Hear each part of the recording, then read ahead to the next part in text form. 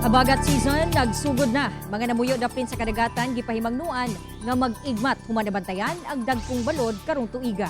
Ana report ni Rial Suroche. Gialarma na sa Davao City Disaster Risk Reduction and Management Office ang 26 ka barangay nga nahimutang sa coastal area tungod sa habagat. Ginaandam na usab sa maong buhatan ang alarm devices kung ugaling muhapak na ang dagkong balod aron posibleng preemptive evacuation sa mga nagpuyo daplin sa baybay. So every time, now and then, is ginapaybalo nato ang mga barangay with regards ko sa effect o sa kining atong makita nga unsa ka kusog pod ang mga balod o unsa kataas ang tubig nga moabot diya sa ilahang mga balay. Pipila ka mga mananagat dinhi sa Leon Garcia, Agdao, Davao City na danyos na ang ilang mga fish pen tungod sa dagkong balod.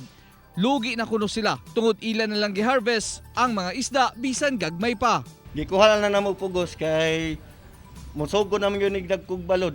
Madaot man gud ang amang similya so nagpugos lang yun mig-harvest sa mga at least sa kumamatay sayang man pod.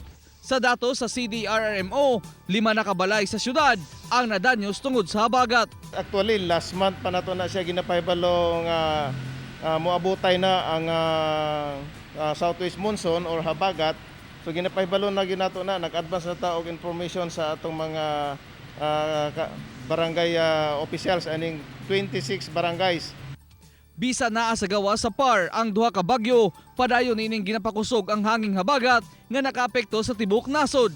Base sa Metro Weather, posibleng ulanon ang mga lugar sa Zamboanga Peninsula o Northern Mindanao busa kanunay gihapong magbinantayon, labi na sa managpuyo daplin sa baybay sa posibleng paghapak sa dagkong balod. Tungod ni Typhoon Fabian o Tropical Storm Nepartak, na-enhance nila ang habagat ug mao'y hinungdan sa pag-ulan dito sa Luzon, samtang dry ug humid nga hangin ang atong nasinati sa tibuok dapit sa Mindanao.